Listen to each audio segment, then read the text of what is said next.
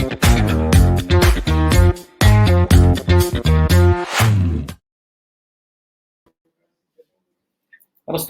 बातचीत के हमारे इस आज की खास बातचीत में आप सबका स्वागत है। झारखंड के चुनाव को लेकर के जिस तरीके से चर्चाएँ चल रही हैं, हालाँकि महाराष्ट्र का इलेक्शन झारखंड के साथ होने की वजह से मुझे लगता है मेन स्ट्रीम मीडिया से लेकर के सोशल मीडिया तक में महाराष्ट्र की बातचीत ज़्यादा हो रही है, झारखंड की बातचीत कम हो रही है। लेकिन झारखंड में जिस तरीके से फिलहाल चुनाव की चीज़ें चल रही हैं, चूँकि वहाँ पर जो इंडिया गठबंधन का की बात थी, जहाँ तक वो बहुत आसान अलायंस था, आसानी से वहाँ पर चीज़ें हो गई, छिट-पुट चीज़ों को छोड़ कर के, थोड़ी बहुत चीज़ें कभी तेजस्वी यादव और ये सब सारी चीज़ें आई कि एक बड़ा रार हो सकता है, लेकिन वैसा कुछ होता हुआ दिखा नहीं। इसके साथ ही साथ भारतीय जनता पार्टी के लिए भी वहाँ पे चीज़ें बहुत आसान थी, तो वो वाली लड़ाई जो महाराष्ट्र के अंदर दिख रही थी, वैसी लड़ाई झारखंड के अंदर देखने में नहीं आई। अब झारखंड का इलेक्शन जैसे-जैसे आगे बढ़ रहा है, अब खबर ये है जिस तरीके से हेमंत सोरेन जो मुख्यमंत्री हैं, उनके प्रस्तावक को भाजपा ने अपने साथ जोड़ने का एक प्रयास किया। उसको वो फिर किस तरीके से हेमंत सोरेन की सरकार ने या पुलिस ने कैसे उनको अपने हिरासत में लिया और क्या कुछ वो बहुत सारी चीज़ें चली और फिर उसके बाद चुनाव आयोग ने उसका तुरंत संज्ञान ले लिया। ये सबसे बड़ी जो चीज़ थी वो ये कि इस सारी घटना में जो सबसे त्वरित चीज़ हुई वो चुनाव आयोग का संज्ञान लेना था और चुनाव आयोग ने डीजी जो है झारखंड उनको फटकार भी लगा दी।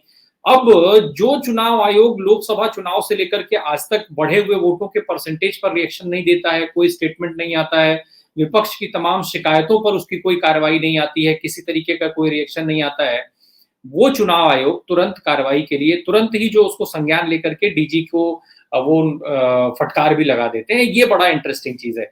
बहरहाल झारखंड के चुनाव को लेकर के हम विस्तार पूर्वक बात करेंगे। आज हमारे साथ अभी जो हमारे मेहमान हैं डॉक्टर संदीप यादव हमारे साथ जुड़े हुए हैं। अभी हम झारखंड से भी कुछ लोगों को जोड़ने का प्रयास कर रहे हैं।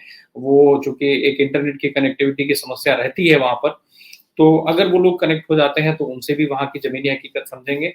डॉक्टर संदीप के साथ एक अच्छी चीज़ ये है कि अभी ये झारखंड में एक लंबा समय गुज़ार करके आए हैं कि वहाँ पर क्या कुछ चल रहा है, सियासी रूप से, चुनावी रूप से और साथ ही साथ मुद्दों के हिसाब से भी वो काफ़ी करीब से समझ कर के आए हैं। तो डॉक्टर संदीप आपका स्वागत है। सर, झारखंड की जो स्थिति है, चुनाव को लेकर के अगर हम बात करें, तो पहले हम संक्षेप में आपसे ये समझे बजाय चुनावी समीकरण और गुणा-गणित के, झारखंड के मुद्दे क्या रहने वाले हैं इस बार पहले हम ज़रा ये समझें आपसे। क्या कुछ वहाँ देखने को मिला लोगों से बात करके जो चीज़ें मिली, तो उससे मुद्दे क्या हैं जो इस चुनाव पर असर डालेंगे? जी, रामप्रकाश जी नमस्कार। मैं झारखंड से होके ही नहीं आया हूँ, झारखंड से मैं जुड़ा हुआ हूँ। मैं वहाँ सेंट्रल यूनिवर्सिटी ऑफ झारखंड में लंबे समय तक फैकल्टी रहा और मेरा नज़दीकी संबंध है वहाँ से। तो मैं वहाँ बीजेपी जो है 2-3 मुद्दों पर चुनाव लड़ रही है। एक तो पोचिंग, पोचिंग का मतलब है कि दूसरे दल से लोगों को खींच के अपने तरफ ले आना। जैसे आपने देखा हो जंगलों में टाइगर्स की पोचिंग की जाती है, मार दिया जाता है उनको, तो मार के अपने तरफ ले आना, पोचिंग और पोलराइजेशन, ये इनकी पॉलिसी है। पोलराइजेशन किस आधार पर कर रहे हैं ये?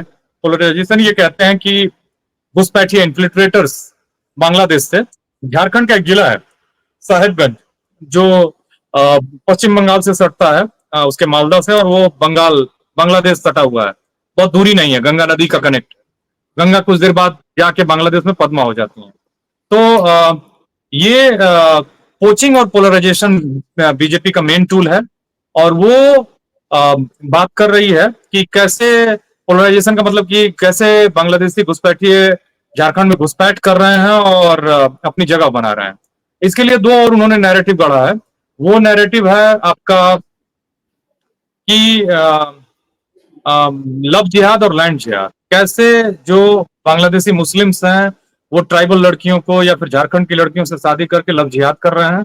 दूसरा, खास करके पर्टिकुलरली झारखंड में आदिवासियों की जमीनों को आप नहीं ले सकते हैं, ना खरीद सकते हैं, ना खरीद नहीं सकते हैं, बेचने को तो वो बेच भी नहीं सकते हैं आप, क्योंकि वहां अंग्रेजों ने उनके जल जंगल और जमीन, मेन जो संघर्ष है वहां जल जंगल जमीन का है रामप्रकाश जी।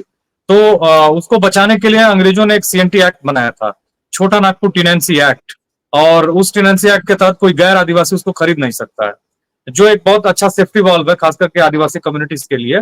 और इसकी वजह से क्या है कि वो आरोप लगाती है बीजेपी कि वो बांग्लादेशी लड़के आके और शादी कर लेते हैं आदिवासी लड़कियों से और उनकी जमीन पर कब्जा कर रहे हैं। एक नया वर्ड उन्होंने गढ़ा है, लैंड जिहाद। लैंड जिहाद, और ये बहुत चर्चा में है। तो ये जो लैंड जिहाद है, यही दो तीन चीजें जो है वो बीजेपी का मेन नैरेटिव। रही बात जेएमएम और कांग्रेस का, तो ये विकास और अपने किए गए कामों को आगे कर रहे हैं। ये कह रहे हैं कि कैसे ये जो काम करता है मुख्यमंत्री उसको टारगेट करते हैं। कैसे ये लोग जैसे आप देखिए आपके अभी हेमंत सोरेन ने वो बेसिकली उन्होंने ओबीसी का रिजर्वेशन वहां 14% है। ओबीसी की आबादी 46.1 मैंने 46.2%, 46% मान लीजिए, 46% मानी जाती है। और उसमें उनका रिजर्वेशन 14% था, उसको बढ़ा के 27% किया और उसको केंद्र सरकार को नवी अनुसूची में शामिल करने के लिए उसको भेज दिया। नवी अनुसूची का मतलब होता है, 9 शेड्यूल का मतलब होता है कि वो जुडिशियल रेमेडी और उससे वो परे हो जाती है कि अगर कोई कोर्ट जाएगा इस रिजर्वेशन के खिलाफ तो फिर भी कुछ नहीं होगा। इसलिए वो 9 शेड्यूल में शामिल करने के लिए, लेकिन बीजेपी की जो केंद्र सरकार है बीजेपी की, उसने उसको ठंडे बस्ते में डाल रखा है। इनके पास एक ये मुद्दा है और ये इसको अपना जितना प्रचार कर ले जाएंगे उतना इनको गेन मिलेगा, क्योंकि जो सबसे कमजोर कड़ी जेएमएम और कांग्रेस की है वो है ओबीसी वोट। क्योंकि ओबीसी ट्रेडिशनली झारखंड में उसकी व्यापक जो वोटिंग पैटर्न रहा है वो बीजेपी के साथ रहा है। और ये एक मसला है। दूसरा मसला है कि मतलब हेमंत सोरेन बताते हैं कि कैसे जब वो अपने वंचित तबके के लिए काम करने के लिए निकले तो उनको टारगेट किया गया, उनको जमीन के एक झूठे मामले में फंसा दिया गया और 5 महीने तक जेल में रखा गया। जिस व्यक्ति के खिलाफ ऐसा कहा जाता है कि जिसकी जमीन हड़प ली थी, उसने बताया कि कोई जमीन ही उसने नहीं बेची, कभी मिला ही नहीं है हेमंत सोरेन से। तो एक तो ये मामला है। दूसरा, हेमंत सोरेन ने वहां एक योजना शुरू की है, मैया सम्मान योजना। मैया वहां झारखंड में बेटी को कहते हैं, माँ को नहीं कहते हैं। मैया सम्मान योजना में वो महिलाओं को एक फिक्स रकम दे रहे हैं। आप जैसा जानते हैं वहां 81 सीटें हैं और मतलब एक बड़ी आबादी है महिलाओं की जो इस योजना का लाभ जिनको मिल रहा है। और भी तमाम बातें हैं, जैसे मजदूरों को कोविड के दौरान हेमंत सोरेन प्लेन से ले आए। जी जी, अभी हम उस पर विस्तार से आते हैं थोड़ा सा उन योजनाओं पे। मुझे जरा एक चीज बताएं, आपने कहा कि भाजपा वहां पे लैंड जिहाद का नैरेटिव सेट करने में लगी है, लेकिन क्या वास्तव में वहां पर नैरेटिव सेट हो रहा है लैंड जिहाद का? वो जरा बताएं, क्योंकि भाजपा का सेट करना और वास्तव में वहां पर सेट होना, इन दोनों का अलग अलग मायने हैं।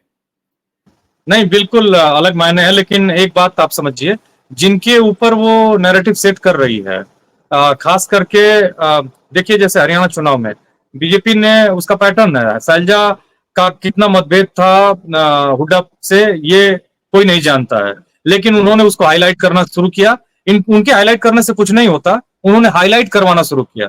फिर उसी ट्रेंड को देखिए, आप महाराष्ट्र में इन्होंने कहना शुरू किया कि उद्धव ठाकरे, देखिए जबकि उद्धव ठाकरे को प्रताड़ित करने में बीजेपी ने कोई कसर नहीं छोड़ रखी थी, और उसके बावजूद भी इन्होंने ये मीडिया से अफवाह उड़वाई कि हमारी इनसे बातचीत हो रही है। फिर वो संजय राउत बाहर आए और उन्होंने कहा कि ऐसी कुछ हो ही नहीं सकता है, कभी इनसे हमारी बातचीत हो ही नहीं सकती है। तो देखिए आदिवासी समाज का जो बेसिकली आदिवासी समाज जो है ना, बेसिकली अभी के झारखंड में 28 सीटें हैं ट्राइबल्स की, वहां शेड्यूल ट्राइब की, उसमें बीजेपी केवल 2 जीत पाई थी, 24 जेएमएम और कांग्रेस को मिली थी। तो रामप्रकाश जी, मेरा ये कहने का मतलब है कि आदिवासी समाज के हितों की बात करके वो कर रही है अट्रैक्ट नॉन ट्राइबल्स को। ध्यान रखिएगा, नॉन ट्राइबल्स को। वहां बहुत बड़ी आबादी में झारखंड में, पूर्वी उत्तर प्रदेश के, बिहार के, बंगाल के और उड़ीसा के, जो कोल्हान वाला रीजन है उधर उड़ीसा के और बंगाल के लोग रहते हैं। जो पूर्वी सिंहभूमि है, पश्चिमी सिंहभूमि है, वो जो जमशेदपुर का इलाका है, और इधर आपका पुरुलिया से सटा हुआ कुछ बंगाल का इलाका है। बाकी इधर लातेहार, पलामू और जो बाकी के जिले हैं, इधर बिहार और पूर्वी उत्तर प्रदेश के लोग रहते हैं। तो इन्होंने बेसिकली ये नैरेटिव गढ़ा है कि मतलब इन्होंने उस बहाने ये बातें शुरू की हैं कि हम नॉन ट्राइबल्स को अट्रैक्ट कर सकें, क्योंकि नॉन ट्राइबल में ये जो मामले है ना, लव जिहाद, ये ज्यादा अपील करते हैं। मैंने आपको बताया कि ओबीसी एक बड़ा तबका है, फिर सवर्ण जातियों के लोग जो समाज में भी एक तरह का नैरेटिव बनाते हैं, उनको ये लव जिहाद से ये परसेप्शन ज्यादा बना रहे हैं। मैंने ये आदिवासी समाज में कोई पेनिट्रेशन नहीं कर पाएंगे, कोई पैठ नहीं कर पाएंगे, लेकिन अपने ये नॉन ट्राइबल आबादी में अच्छी खासी पैठ कर रहे हैं, माहौल बना रहे हैं, परसेप्शन बना रहे हैं। और आपको मैं बता दूं कि पिछली बार 25 सीटें जीती थी बीजेपी, और वो ज्यादातर उनको जो मिला था वो नॉन ट्राइबल एरिया से सीटें मिली थी। उसमें बीजेपी बहुत मजबूत है, क्योंकि नॉन ट्राइबल एरियाज में एक थोड़ा सा इस सरकार के प्रति एक हल्का सा ग्रज भी है, गुस्सा भी है, कि सारा अटेंशन जो है वो ट्राइबल इश्यूज पे और ट्राइबल समाज को लेके है, वो कहीं ना कहीं पीछे छूट जाते हैं। तो वो जो मसला है, ये बीजेपी देखिए बात कर रही है ट्राइबल्स की, अट्रैक्ट कर रही है नॉन ट्राइबल्स को। आप समझिए, वो उनका ऐसा नहीं कि वो जो दवाई दे रहे हैं वो उसी को काम करे, वो दवाई तीसरे को काम कर रही है। इनका काम करने का तरीका यही है। निश्चित तौर पे ये जो है वो अलग तरीके का एक जो नैरेटिव सेट करने का उनका फॉर्मूला है, उस पे वो कामयाब हो जाते हैं कई बार। और हालांकि हरियाणा का इलेक्शन जो उदाहरण दिया डॉक्टर संदीप ने, वो भी समझने के लिए बहुत आसान है वो चीजें।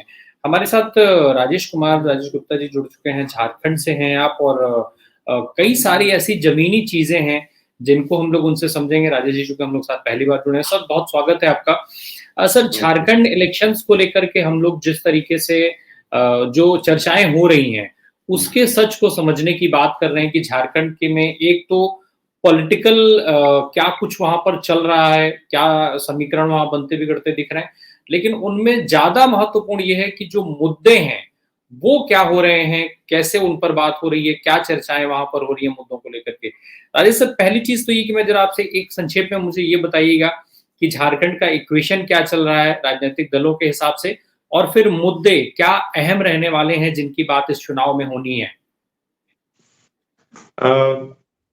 झारखंड में वो भी ये भारतीय जनता पार्टी पूरी तरह से चारों तरफा जो है मार करने का प्रयास कर रही है, लेकिन वो उतना जो है सफल नहीं हो पा रहे हैं, उतना अंदर तक नहीं जा पा रहे हैं। वो ऊपर ऊपर जो है वो चले जा रहे हैं।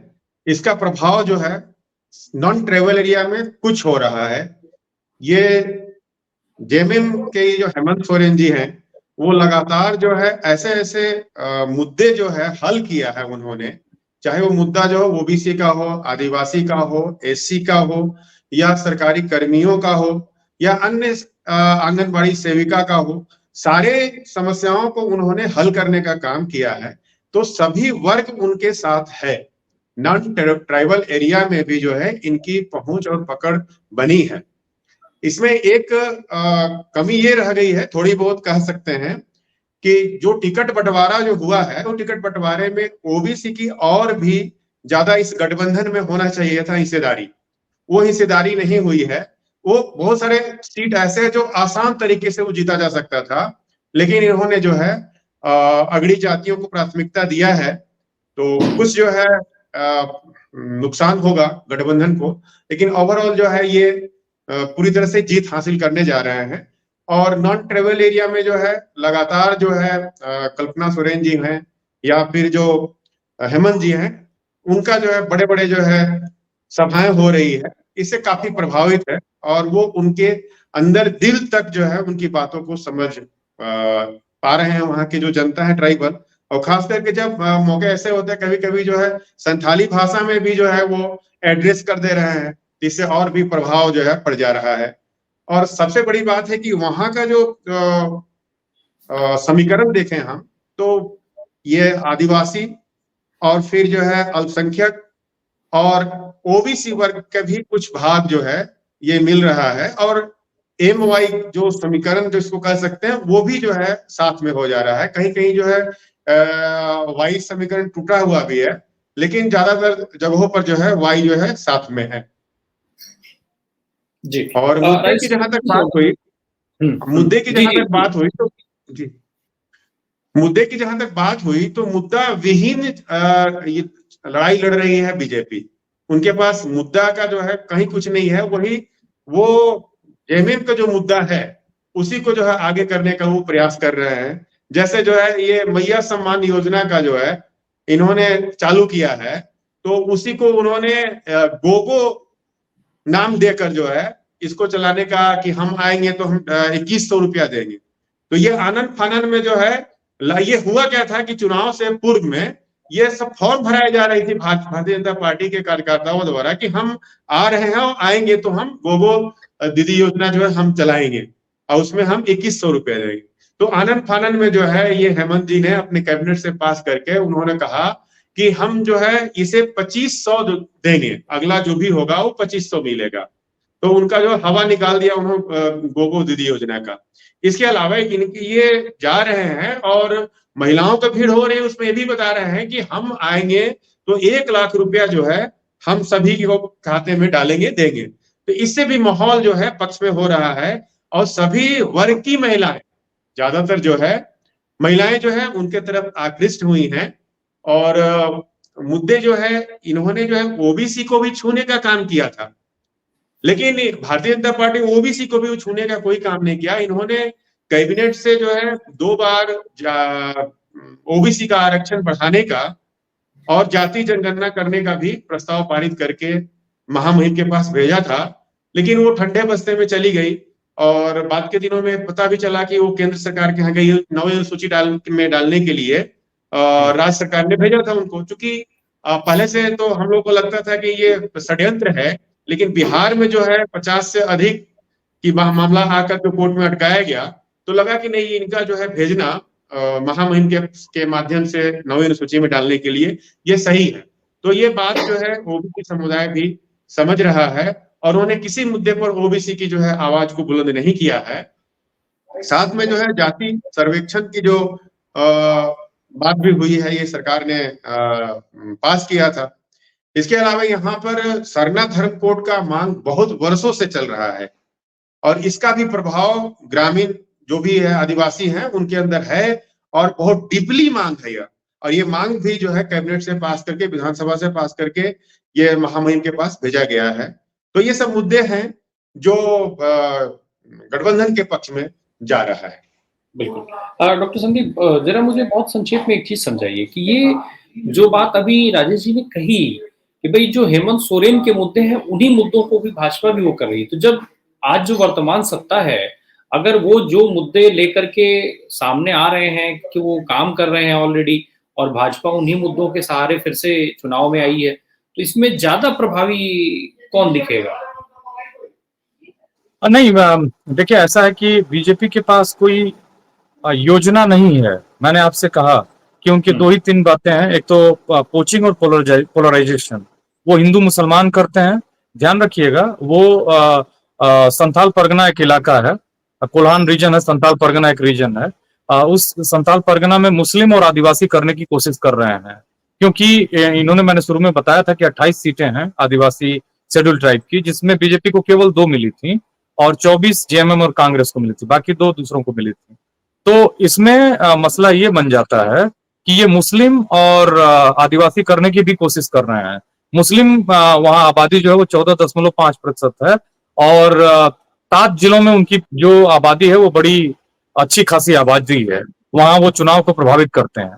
तो ये जो मामला है राम प्रकाश जी, कि अगर वो मुसलमान को भी बांट दें और आदिवासी को भी बांट दें तो बड़ा उनके लिए आसान हो जाएगा, क्योंकि नॉन ट्राइबल जगहों पर वो मजबूत हैं।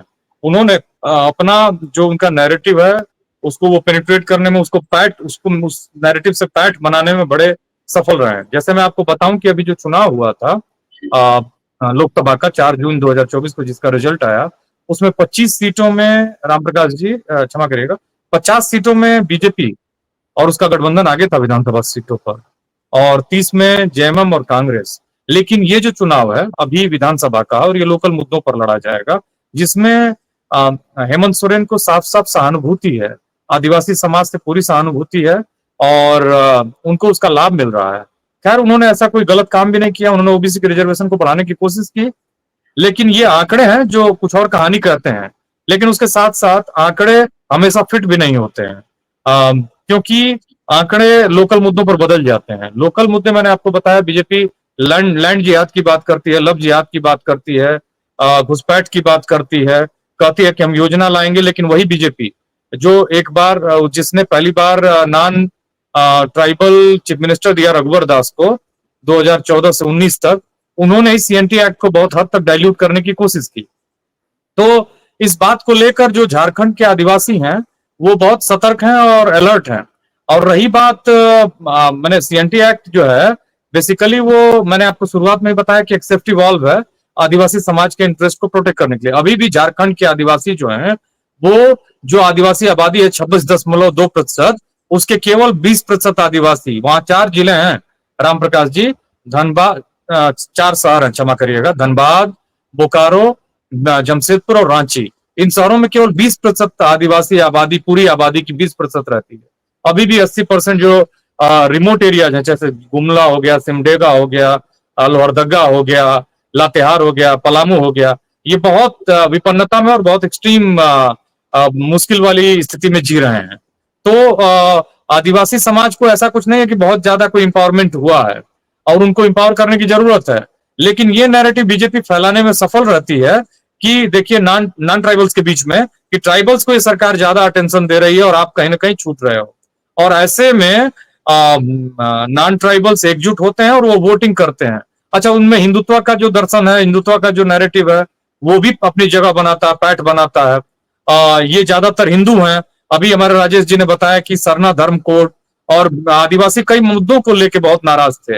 एक तो उनके सीएनटी एक्ट को डाइल्यूट किया गया, दूसरा उनका जो पत्थलगढ़ी आंदोलन था उसमें जिन लोगों को गिरफ्तार किया गया, लंबे समय तक जेल में रखा गया, उससे वो लोग बहुत पेशा एक वहां कानून था पीईएसए, उसको भी बहुत उसका भी मिसयूज किया गया, उसको उसके मैंने पत्थलगढ़ी आंदोलन के में इन्वॉल्व लोगों को टार्चर किया गया।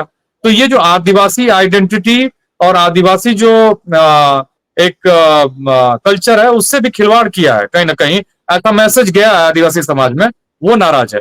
रही बात मैंने ओबीसी की बताई, 46% आबादी है, 12% वहां आदिवासी आबादी है, क्षमा करिएगा दलित आबादी है, और उनकी 9 सीटें हैं। और जो दलित लीडरशिप वहां एक वैक्यूम है। दलित लीडरशिप ऐसी नहीं है जो किसी एक पार्टी में इतनी मजबूत हो। तो वो जो बेसिकली जेएमएम और कांग्रेस के लिए एक अपॉर्चुनिटी हो सकती है अगर ये दलित जो सीटें हैं, जो असेंबली सीट हैं, उनमें अगर अच्छी पैठ बनाए तो। लेकिन बीजेपी उसमें पैठ बना लेती, मैंने बेटर कंडीशन में है। तो आदिवासी हो गए आपके 12%, मुसलमान हो गए 14.5%, ओबीसी हो गए 46.12%, मैंने 2%, और बाकी आदिवासी मैंने बताया ही। बाकी जो आबादी बचती है वो 10% से कम है और वो सवर्ण आबादी है, वो भी माइग्रेटरी आबादी है जो पूर्वी उत्तर प्रदेश, बिहार और नहीं वहां के नेटिव हैं जो ओबीसीज में है। कुछ बोलिए राजेश जी, आप बोलना चाहते हैं? जी जी, अनम्यूट कर लीजिए राजेश सर, अनम्यूट कर लीजिए प्लीज। राजेश जी आप म्यूट हैं, अनम्यूट करें प्लीज। हाँ आप बोलिए बोलिए बोलिए बोलिए, हो गया। ये राज्य पिछड़ा वर्ग ने बताया है कि ओबीसी की आबादी झारखंड राज्य में 55% है, और वो 10% मुसलमान, 10% मुसलमान ओबीसी जोड़ देंगे तो 56 हो जाएगा। आप जो 10% जो सवर्ण की बात कर रहे हैं, 10% है नहीं, वो मुश्किल से 3% है। नहीं, मैंने ये कहा कि बाकी आबादी राजेश जी। हाँ ठीक है, बस इतना ही करेक्ट करना था। हाँ जी, संदीप सर अपनी बात पूरी करिए, फिर राजेश से एक बात करता हूँ। नहीं, मैं यही कह रहा था कि ये जो है देखिए, हर वर्ग को न्याय हो सकता है, जो सत्ता है वो हर वर्ग के साथ न्याय कर सकती है, और उनकी मार्जिनलाइजेशन के हिसाब से उनके लिए मैंने उनकी बीमारी के हिसाब से, उनकी जो मार्जिनलाइजेशन उसके हिसाब से विकास की नीतियां, जैसे बीमारी होती है आपको, अगर बुखार है तो कैंसर की दवाई तो दी नहीं जाएगी। अगर आप कम मार्जिनलाइज्ड हैं, ओबीसी हैं, तो आपकी जो प्रॉब्लम्स है उनको आइडेंटिफाई किया जाए और आपके लिए विकास की नीतियां लिया जाए।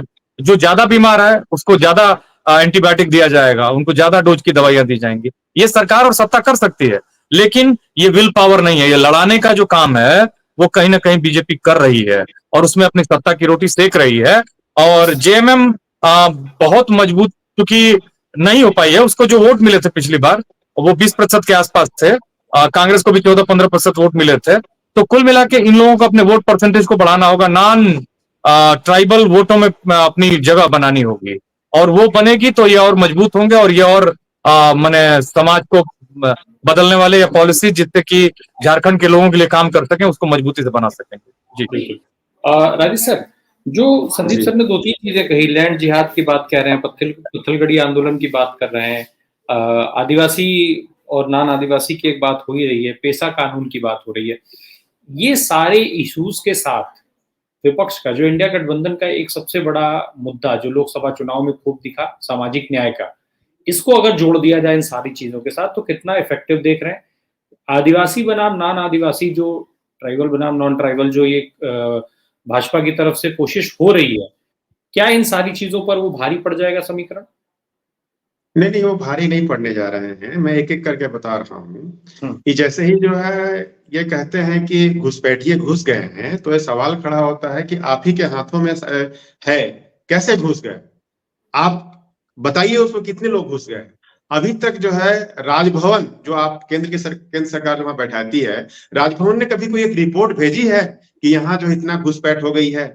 आप ऐसे ही हवा में जो है उसको कर रहे हैं। ये जनता जो है इस बात को समझ रही है कि ये बार-बार ये जो कर रहे हैं ना, तो अब ये बैकफायर हो गया है।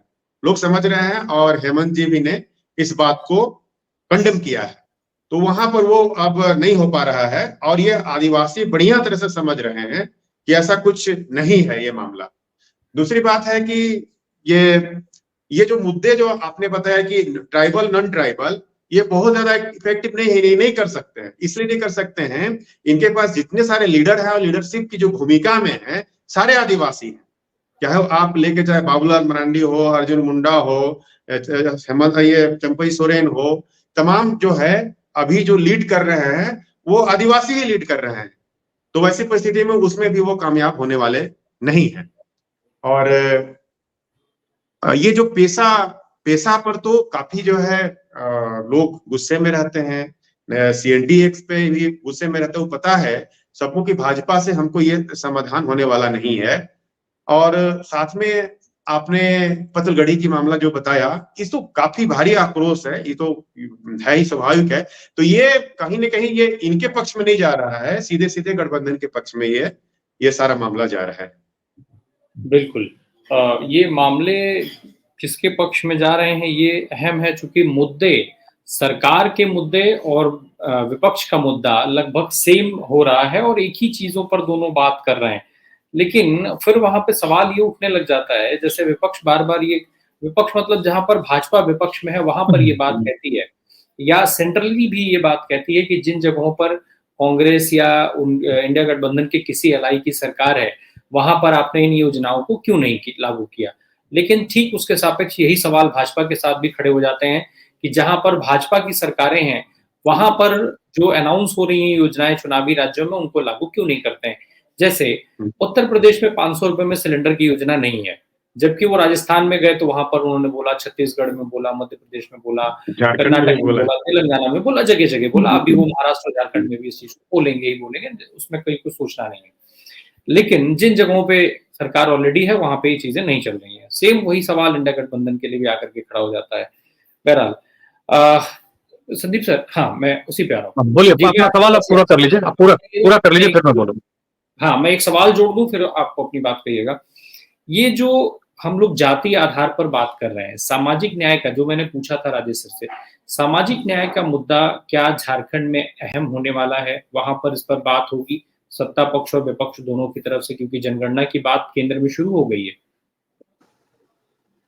देखिए रामप्रकाश जी, वहाँ पे ना एक जाति है कुर्मी।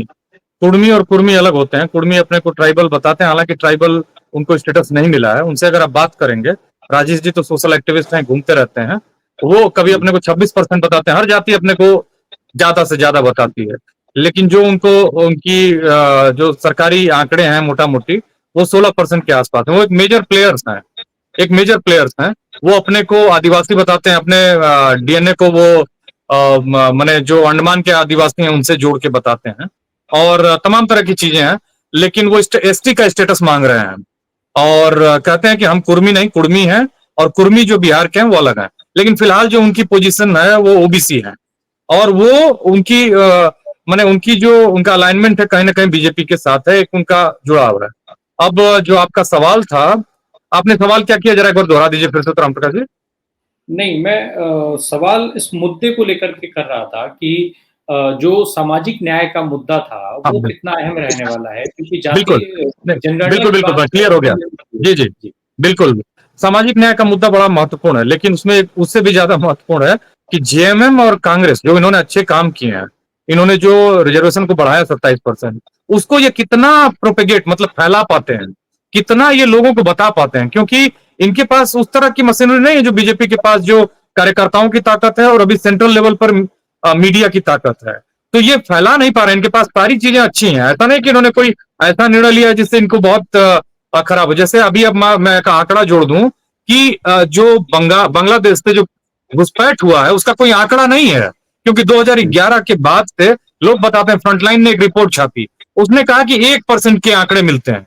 वो भी कोई आपने जनगणना तो करा ही नहीं है कि कितने लोग नए आए हैं। ये पूरा झूठ है, ये पूरा झूठ है, और इस झूठ को बीजेपी भुना ले रही है। और जेएमएम और कांग्रेस जो है अपने सच को कितना भुना पाएगी ये महत्वपूर्ण है। जैसे मैं कुछ आंकड़े आपको जोड़ दूं राम प्रकाश जी, कि ट्राइबल सीटों पर पिछली बार 2 सीटें जीती थी बीजेपी, और 2014 में वो 11 जीती थी और उसने सरकार बनाई थी।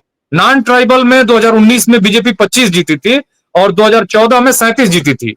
यही इसकी स्ट्रेंथ है। इस बार अभी राजेश जी ने साफ साफ कहा, सही कहा, कि अर्जुन मुंडा और बाबूलाल मरांडी को इन्होंने अपना मेन नेता बनाया है वहां झारखंड में, क्योंकि इनको पूरा मालूम है कि अगर जब तक आदिवासी वोट इनके साथ नहीं जुड़ेगा, ये उसमें अपनी पैठ नहीं बनाएंगे, सीटें नहीं बनाएंगे, ये सत्ता में आने से रहे।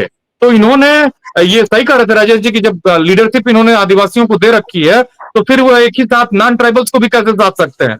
नॉन ट्राइबल्स के भी इंटरेस्ट को प्रोटेक्ट करने की बात कहेंगे, हम कहेंगे ट्राइबल्स को भी प्रोटेक्ट कर रहे हैं। ऐसा कुछ है नहीं, बस एक मैनेजमेंट है। और जैसे देखिए इनके जो केंद्रीय नेतृत्व है, प्रधानमंत्री जाते हैं, कहते हैं कि परिवारवाद है, ये सब शिबू सोरेन, हेमंत सोरेन और कल्पना सोरेन, और उसके बाद इनका अपना परिवारवाद नहीं दिखाई देता है राम प्रकाश जी। अभी देखिए झारखंड के चुनाव में चंपई सोरेन के बेटे बाबूलाल सोरेन, अगर मैं गलत होऊंगा तो मुझे राजेश जी सही करेंगे, घाटशिला से लड़ रहे हैं, और रघुवर दास की बहू लड़ रही है पूर्णिमा दास, अर्जुन मुंडा की पत्नी लड़ रही है मीरा मुंडा, और धनबाद से सांसद है ढुल्लू महतो, उनके बड़े भाई लड़ रहे हैं बाघमारा से लड़ रहे हैं वो, और एक और विधायक हैं जिनकी पत्नी लड़ रही है तारा देवी, इंद्रजीत महतो की।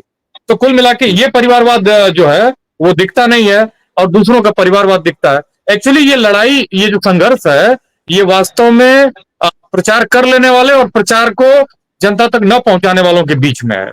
जेएमएम अगले चुनाव तक अपनी बातों को कितना मैया सम्मान योजना को, ओबीसी के रिजर्वेशन को, अपनी जितनी भी समाज को जोड़ने वाला और लोगों के हित में काम किया है। कोविड के दौरान हेमंत सोरेन मजदूरों को हेलीकॉप्टर, क्षमा करिएगा, हवाई जहाज से ले आए। भारत के किसी राज्य ने ऐसा नहीं किया था कि वो अपने मजदूरों को एरोप्लेन से ले आया हो और बहुत खर्च उठाया। उन्होंने बहुत राज्य के मत से पैसा खर्च किया और उनको ले आए वो। तो ये दिखाता है कि कितनी संवेदनशीलता है, कितना मजदूरों के प्रति उनमें गंभीरता है। तो ये जो है ये सब बातें मुझे लगता है कि अगर जेएमएम मजबूती से, जैसे उनका जो नारा है कि अबुआ देशों में अबुआ राज, माने हमारी जमीन और हमारा माने हमारा शासन, वो चल जाएगा। और उनके देखिए पिछले चुनाव में जो लोकसभा का हुआ है राम प्रकाश जी, उसमें 47% वोट बीजेपी के समर्थन वाले गठबंधन को मिला, 39.70%, करीब करीब 40% जेएमएम और कांग्रेस को मिला है। लेकिन फिर भी जेएमएम और कांग्रेस का फेयर चांस है इस चुनाव को जीतने का, इसलिए क्योंकि लोकल मुद्दों पर जेएमएम और कांग्रेस भारी पड़ जाते हैं बीजेपी से। इसलिए ये चुनाव ऐसा नहीं है कि अभी घोषित हो गया या बीजेपी जीत जाएगी। जेएमएम अपनी सहानुभूति, हेमंत सोरेन का जो 5 महीने का जेल में रहने का त्याग है, और उनका जो एक विजन है, जैसे भी चला रहे थे सरकार, उसमें बहुत समस्याएं नहीं, उससे वो एक लोकल लेवल पर एज में है, और अगर उसको बुना लेते हैं तो चुनाव जीत सकते हैं। जी राजेश सर, चलते चलते अंत में आपसे एक टिप्पणी लेंगे हम जरा 2 महत्वपूर्ण राजनीतिक घटनाओं पर। एक तो जो मामला हुआ, जिस तरीके से कहा गया कि हेमंत सोरेन के प्रस्तावक को भारतीय जनता पार्टी जो है वो अपने साथ मिलाने के लिए प्रयासरत थी, और उसमें ये कहा गया कि वो सब कुछ केंद्रीय गृह मंत्री अमित शाह साहब के इशारे पर हुआ। एक तो वो उसका क्या है, क्या कुछ चल रहा है उसको लेकर के। दूसरा, एक रांची के अंदर जो एक बड़ा कैश बरामदगी का मामला सामने आया है, उसको लेकर के क्या उसको भी आरोप लग रहे हैं कि चुनाव में बंटने के लिए पैसा जो है वो इकट्ठा किया जा रहा था, तो उसको लेकर के क्या कुछ चर्चाएं चल रही हैं? कैश के बारे में मुझे तो पता नहीं है, मैं था बाहर में, गोड्डा में था, मैं अभी जस्ट आज ही आया हूँ सुबह में, तो अखबार में पन्नों में तो मैं नहीं देख पाया हूँ। कि कहाँ पे जो है कल ईडी का छापा पड़ा है, कुछ ऑफिसर्स के यहाँ ईडी का छापा पड़ा है कल। ईडी का छापा पड़ा, ये मुझे मालूम है। विनय चौबे जो आईएएस हैं, जो सचिव हैं, और उनके अन्य लोगों पर पड़ा है, जो शराब की नीति जो बनाई गई थी छत्तीसगढ़ से लेकर, तो उसमें जो है कुछ घपले की बात जो है लेकिन कैश बरामदगी नहीं हुई है, ये मैं जहां तक मुझे जानकारी है। कैश बरामदगी रामप्रकाश जी पिछले चुनाव में धीरज साहू जी से हुई थी। नहीं, ये अलग मामला है सर। एक स्कूल के बिल्डिंग के अंदर एक पूरा कैश अमाउंट हुआ है, अभी उसकी गिनती चल रही है, तो उसको लेकर की चर्चा हो रही है। ठीक है, बाकी जी राजेश सर। नहीं, एक बात हम और बता दें आपको कि हेमंत जी को जेल में डालकर एक बड़ा नेता कल्पना सोरेन को जो है पैदा कर दिया गया है भारतीय जनता पार्टी की तरफ से। इसका परिणाम ये है कि वो काफी एज ले लिया है जेएमएम ने। वो उनके पास स्टार प्रचारक, दो इतने बड़े स्टार प्रचारक कि जहां जा रहे हैं वहां काफी भीड़ हो रही है। दूसरी बात ये बता दूं कि जेएमएम या कांग्रेस अटैकिंग मुद्दे में नहीं है। उनको कल्पना सोरेन को बतौर मुख्यमंत्री प्रोजेक्ट करने की भी बात हो रही है, चर्चाएं हैं। अभी क्यों होगा, अभी तो कोई बात नहीं है, लोग इसको चर्चा कर रहे हैं, राज्य में चर्चा हो रही है, लेकिन ऐसा अभी कुछ नहीं है। मैं ये बता रहा था कि कांग्रेस और जेएमएम अटैकिंग मुद्रा में नहीं है। इनको सबसे बड़ा अटैक करना चाहिए था कि शिवराज सिंह चौहान जो 20-25 साल जो है सत्ता में रहा, उन्होंने 14% आरक्षण दिया, और यहाँ आकर यहाँ ओबीसी समुदाय को 14% आरक्षण के लिए यहाँ आए हुए हैं देने के लिए, और हम लोगों ने यहाँ जो है 27% देने का काम किया है। उन पर अटैक करना चाहिए था, तो इस मैंने अटैकिंग मूड में नहीं है, नहीं कर पा रहे हैं, तो वो बहुत बड़ा जो है बड़ा प्रभाव पड़ता है इस ओबीसी समुदाय में, और वो फिर जो है रक्षात्मक मुद्रा में आ जाते हैं। कुछ कोई और सवाल हो? हाँ, मैं सर जो बात अभी हम लोग एक हमारी बहुत छोटी सी अंतिम एक टिप्पणी में आपसे, चूंकि अंत में पूछ रहा था मैं आपसे, जो जाति आधार पर हम बात कर रहे थे, ये जातीय गणित जो है बार बार भाजपा अब उसको धर्म के मुद्दे पर लेकर के आना चाहती है, जिस तरीके से देश के बाकी हिस्सों में दिख रहा है। यूपी में बाई इलेक्शन थे, बहराइच का कितना बड़ा एक कांड हुआ वो सबको पता है। महाराष्ट्र के अंदर एक किस तरीके का माहौल बनाया जा रहा है वो दिख रहा है। क्या झारखंड में भी उस तरीके के माहौल की कोई आशंका आप देख रहे हैं? जैसा अभी संदीप सर कह रहे थे कि आप लगातार घूमते रहते हैं, क्या उस तरीके का कोई एटमॉस्फेयर बनता हुआ? वैसा कुछ नहीं है। नॉन ट्राइबल एरिया में कुछ उनके लोग जो है वो जो प्रोपेगेंडा कर रहे हैं और वो करेंगे, मास उनसे प्रभावित नहीं है इस मामले को लेकर। कुछ ऐसे इलाके हैं, अब जैसे जो है उत्तरी छोटानागपुर में जो है हजारीबाग है, हजारीबाग, कोडरमा, ये सब इलाके जो है, बरही, वो जो है इलाका जो है सेंसिटिव है वहां पर, और वहां पर भी ये टिकट बंटवारे में जो है गड़बड़ कर दिए। हजारीबाग सीट पे वहां डॉक्टर आरसी मेहता थे पिछली बार, और उन्होंने काफी 50-55 हजार वोट लाए हुए थे, और उनको टिकट न देकर एक राजपूत बिरादरी को वहां पर दे दिया गया, या 20,000 वोट पहले लाए हुए थे, तो उनके अंदर खरीद फरोख्त के नाम पर वो ये चर्चाएं हैं वहां पर, तो वो सीट वो लूज कर रहे हैं। कुशवाहा समाज का यहाँ भारी वोट है, लेकिन कुशवाहा समाज को एक भी जो है टिकट उन्होंने नहीं दिया है। और आगे चलेंगे तो टिकट बंटवारे में कुछ जगह ऐसी बढ़िया कुछ कॉम्बिनेशन हुआ है, वहां से सीट निकाली। देखिए, ओबीसी को किनारे करके आप इस राज्य में नहीं चल सकते हैं, और पिछले लोकसभा का ये परिणाम इनका जो है नॉन ट्राइबल में नहीं आया। कारण यही था कि यहाँ ओबीसी का आंदोलन जबरदस्त हुआ, सामाजिक न्याय का आंदोलन हुआ। इसका परिणाम हुआ कि बीजेपी ने जो दो सीट जो है ओबीसी को पिछली बार दिया था, इस बार जो है बढ़ाकर 8 कर दिया, और 2 जो है अग्रणी जातियों को दिया, और उसका जो है प्रभाव बहुत पड़ा, क्योंकि अल्टीमेटली आप टिकट बंटवारा से ही जो है जीत जो है सुनिश्चित होती है। वो टिकट बंटवारे में ये लोग गंभीरता से जो है काम नहीं किए हुए हैं, और गंभीरता से काम करना चाहिए था। जी, बहुत बहुत धन्यवाद राजेश सर और संदीप सर, आप दोनों का हमारे साथ बातचीत करने के लिए। निश्चित तौर पे झारखंड के चुनाव के हिसाब से बहुत महत्वपूर्ण है, और जैसा अभी राजेश सर ने कहा कि टिकट के बंटवारे में पहली जो तस्वीर है वो दिखाई दे गई कि क्या कुछ हो सकता है चुनाव का रुख। मुद्दों पर हमारी बात हुई, और अभी जैसे जैसे इलेक्शन बढ़ेंगे बहुत सारी चीजें सामने आएंगी। मैनिफेस्टो जब आएगा तब वो एक इंटरेस्टिंग होगा कि क्या कुछ होने जा रहा है झारखंड में। इसके अलावा अभी जब बड़े नेताओं की रैलियाँ शुरू होंगी, बड़े नेताओं के सेंस मतलब जो केंद्रीय नेतृत्व है, चाहे वो भाजपा का हो, चाहे वो कांग्रेस का हो या गठबंधन के हिसाब से देखें, तो वो भी बड़ा इंटरेस्टिंग होगा कि किन मुद्दों को फ़ोकस किया जाएगा जनसभाओं और रैलियों में। उससे भी काफ़ी कुछ तय होता है कि झारखंड में सरकार जो भी आने जा रही है, उसके आने वाली सरकार के 5 साल क्या कुछ होने जा रहे हैं और झारखंड को वास्तव में कुछ मिलने जा रहा है या फिर एक बार फिर से सिर्फ और सिर्फ चुनावी जुमलेबाजी होगी। बहुत-बहुत धन्यवाद आप दोनों का और हमारे दर्शकों का भी शुक्रिया। Thank you. और इसके बीच में आपसे एक और आग्रह, 16-17 नवंबर को लखनऊ के मोती महल लॉन में अवध कॉन्क्लेव कर रहे हैं। बड़ा आयोजन है, 2 दिन का आयोजन है, अलग अलग सेशन है, देश भर के प्रबुद्ध लोग उसमें आएंगे। उसके लिए मैं उसका ब्रोशर लगा दे रहा हूँ। उसमें एक QR कोड है, उसको अगर आप स्कैन करके देखेंगे तो आपको सारा ब्रोशर के डिटेल्स मिल जाएंगे, कौन कौन आ रहा है वो डिटेल्स मिल जाएंगे। और उसके लिए आपसे आग्रह है, आपसे आर्थिक सहयोग की अपेक्षा है। बड़ा आयोजन है, बहुत थोड़ा ज़्यादा पैसा लगना है, तो इसलिए आपसे आग्रह है कि जो भी सहयोग हो सके, क्योंकि साल में एक बार उस आयोजन को करते हैं, जब 1-2 साल बीच में गड़बड़ हो गया था, नहीं कर पाए थे, तो इसलिए आपसे जो आर्थिक सहयोग हो सके वो हमारा इस आयोजन को सफल बनाने के लिए ज़रूर करें। धन्यवाद।